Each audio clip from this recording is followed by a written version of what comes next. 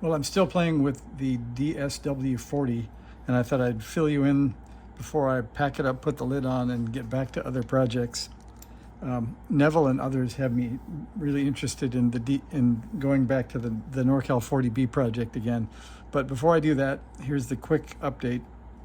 So on the Small Wonder Labs, or Digital Small Wonder Labs 40, the DSW40, so I was going to go quickly measure the power. So then I had to go figure out how the keyer works. So when you push the keyer button once, it plays S, R, and T.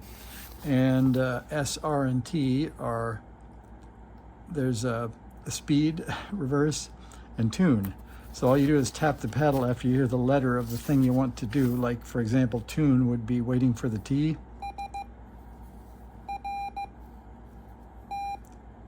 Hit the button and it starts to tune. So that's easy enough. And so that's what we'll do when we measure the power here. So we'll grab the scope and connect that up. And I'm writing myself a note this time. So this was in the radio, luckily. I'm going to put that back with a few added notes about how to use the keyer and a few things, because I probably won't have this out for a while. And that might save some looking around online for the manual.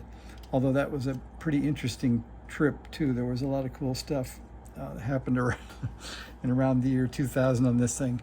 Okay, so the scope is set up. We're on 5 volts per division. We'll hit tune.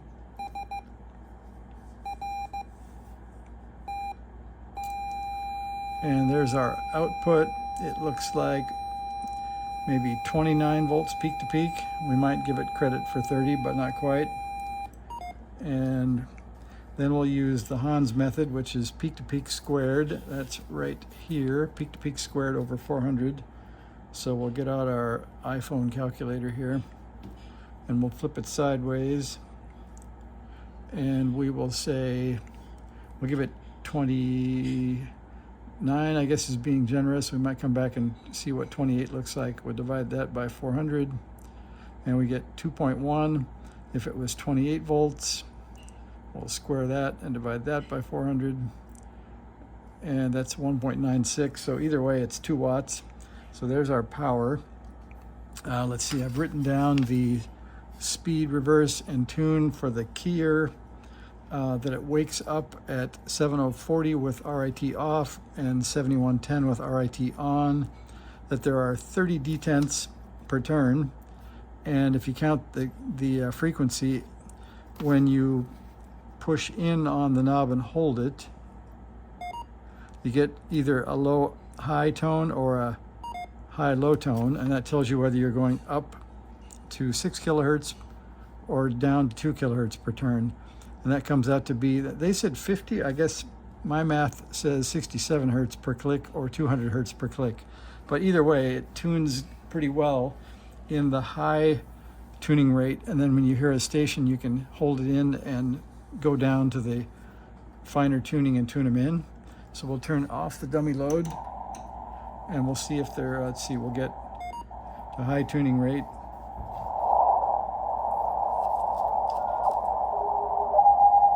It's probably 7040. Yep. So we'll look a little lower than that.